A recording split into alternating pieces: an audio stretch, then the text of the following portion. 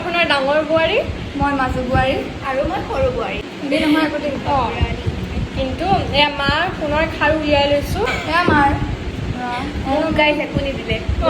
তাই পলাই আহিছিলে। তাই মানে পলাই আহিছিলে, সেইকাৰণে মানে এতিয়ালৈকে দিয়া নাই। যেতিয়া বুঢ়া বিয়া পাতিব তেতিয়া দিম। আৰু এতিয়া আমি দুজনে পাইছোঁ। তাই এৰেঞ্জ, মোৰ লাভ মেৰেজ।